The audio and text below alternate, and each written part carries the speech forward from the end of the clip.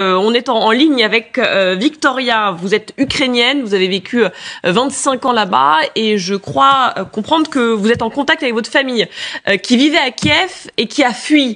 C'est bien ça? Pas tout à fait, non. Elle a pas fui du tout. Alors, racontez-nous, alors, quelle est votre situation? Je vous précise un petit peu aussi, j'y reviens depuis 4 jours, en fait, de l'Ukraine. Bon, personne n'y croyait, ça c'est clair, dans ces événements-là. Alors, pour narrer un petit peu, parce qu'on dit un petit peu beaucoup de choses, exode, ceci, cela, pour narrer un petit peu le problème qui nous concerne, c'est que le conflit dure depuis 2014, ça on le sait.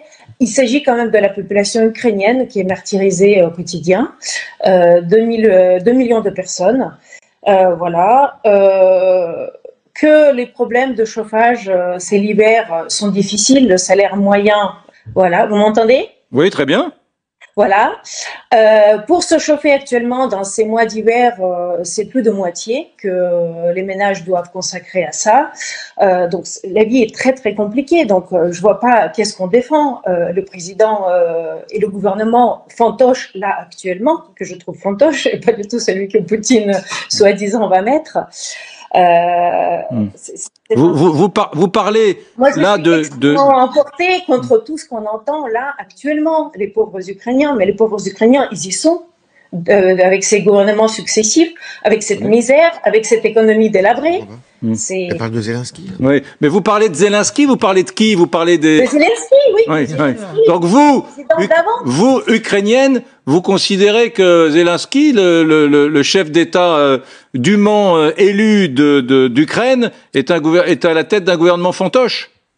Fantoche, d'une chose, et puis la deuxième chose, c'est une personne pas du tout démocratique. Il y a quand même 4 chaînes oppositionnistes qui étaient fermées. Il y a des journalistes qui sont tués. On décrit ça pour la Russie, mais ça se passe aussi en Ukraine. Il y a quand même 4 journalistes qui sont tués depuis quelques années. Il y a tas de choses qui se passent qu'on ne sait pas et qu'on ne dit pas. Oui. Donc ce que vous dites, vous, attendez, ça m'intéresse. Ce que vous dites, vous, ukrainienne vivant en France et qui revient régulièrement en Ukraine, c'est que finalement les Occidentaux ont une vision un peu idéalisée avec le méchant ours russe et la gentille démocratie ukrainienne. Vous dites que c'est pas si simple que ça. C'est pas si simple. C'est pas tout noir et tout blanc d'un côté ou de l'autre. C'est quand même les Russes qui ont attaqué. Je pense que Monsieur de Cochon il a l'air. Quand même voir les choses avant d'avoir une vision. Juste une chose. Les proches que vous connaissez, qui sont en votre famille, qui est aujourd'hui en Ukraine, j'imagine qu'elle traverse des heures difficiles et qu'elle est aussi en train de fuir ou de se déplacer devant l'avancée des troupes russes. Il reste à Kiev. Oui, attendre sagement. Ils étaient empêchés aujourd'hui d'aller au bureau. Ah oui, ça c'est sûr. Parce qu'il y avait des embouteillages, mais sinon... Ils iront demain. C'est la première fois que j'entends qu'un gouvernement démocratiquement élu est un gouvernement fantoche. Mais enfin bon... c'est pas qu'on soit blanc ou noir, mais c'est bien la Russie qui a attaqué ce matin.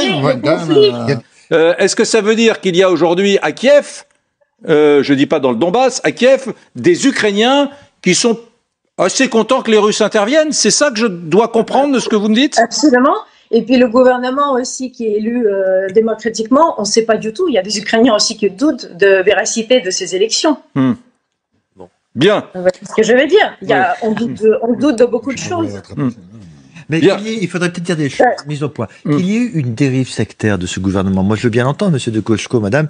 Peut-être y a-t-il eu des dérives sectaires. Peut-être y a-t-il eu effectivement des assassinats de journalistes. Mais je vous rappellerai qu'à Malte, on a aussi assassiné une journaliste.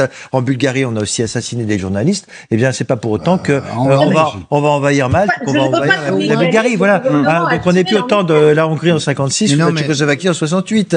Il y a un système judiciaire, peut-être est-il perfectible, mais rien ne peut venir justifier. Mais personne ne justifie, vous n'avez rien à dire. Personne ne justifie. Non. Ce soir, il y a beaucoup d'émoi et d'émotions parce que des gens sont morts en Ukraine. Alors, et dans le Donbass. Voilà, donc et dans le Donbass, si vous voulez, partout. Voilà, et que c'est difficile pour les gens d'entendre.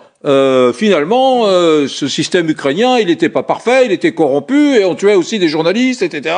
Sous-entendu, tant mieux. Donc, on ne voit pas devenir avec ce gouvernement-là actuel. en Ukraine, au niveau économique, au niveau on renverse social, le gouvernement, on prend un gouvernement démocratique. Oui, enfin là, oui, le truc c'est qu'effectivement, comme dit Patrick Martin-Genier, si on n'est pas satisfait, on renverse le gouvernement par des biais d'élections, mais on n'a pas besoin d'une invasion russe pour changer les choses.